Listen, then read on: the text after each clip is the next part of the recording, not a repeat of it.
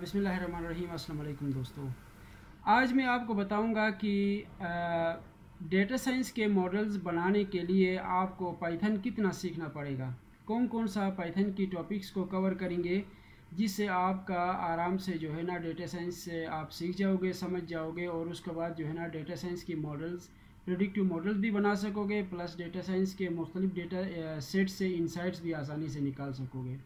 तो पाइथन का इस्तेमाल डेटा साइंस के अंदर कितना होता है और उसमें जो इम्पोर्टेंट टॉपिक्स है कौन कौन से होते हैं उसके बारे में आपको बताऊंगा।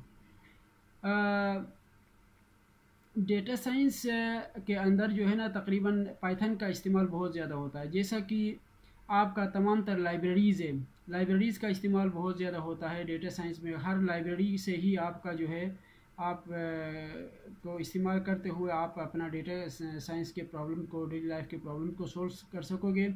इसके अलावा जो है ना आपका एल्गोरिदम्स वगैरह भी आपको समझना पड़ेगा। तो ये तमाम चीज़ें आपको समझना पड़ेगा। लेकिन कुछ ऐसी टॉपिक्स है जो आपको बेसिक लेवल पे आपको समझना लाजमी है, वो मैं आपको बता दूंगा कौन कौन से टॉपिक्स है डेटा साइंस में।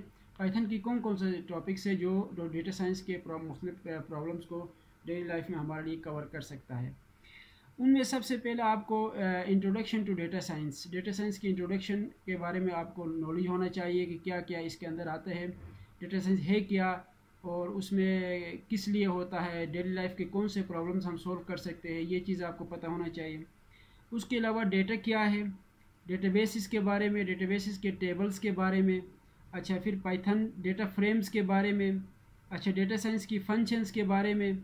अच्छा जी, डेटा प्रिपरेशन के बारे में, डेटा को किस तरह तैयार किया जाता है, ये इंट्रोडक्शन के अंदर आता है।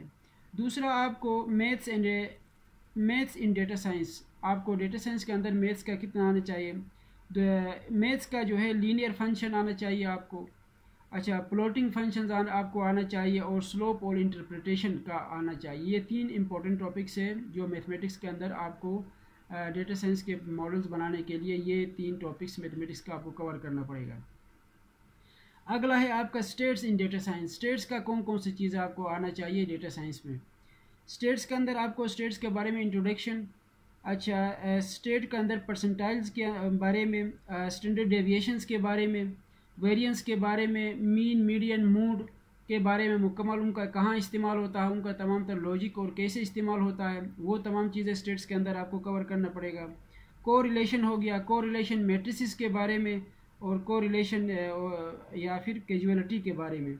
तो ये आपका स्टेट्स का कवर, आपका स्टेटिस्टिक्स का जो है ना इतना आपके पास नॉलेज होना चाहिए डेटा साइंस की मॉडल्स बनाने के लिए।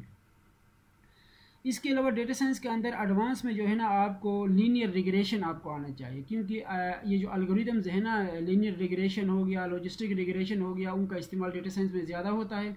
तो इसलिए आपको लीनियर रिग्रेशन आपको मुकम्मल नॉलेज होना चाहिए। फिर रिग्रेशन के अंदर टेबल्स वगैरह, रिग्रेशन के इंफॉर्मेशन वगैरह। अच्छा, रिग्रेशन के कोएफिशिएंट्स के बारे में और रिग्रेशन के पी वैल्यूज़ और रिग्रेशन की आर स्क्वायर, लीनियर रिग्रेशन के केसेस के बारे में जो है ना आपको मुकम्मल नॉलेज होना चाहिए, ताकि ये तमाम चीज़ें जब आप सीख जाओगे ना आसानी से आप जो है डेटा साइंस के अंदर आपका ईज़िली जो है ना आप मॉडल बनाने की सलाहियत या फिर इंसाइट्स निकालने की सलाहियत आपके पास हो जाती है। तो ये इंपॉर्टेंट पॉइंट्स है, ये आप जब समझ जाएंगे तो आप आसानी से जो है ना आप डेटा साइंस के कोर्सेज़ को आप कवर सकेंगे और आप मॉडल बना सकेंगे। तो thank you so much, bye.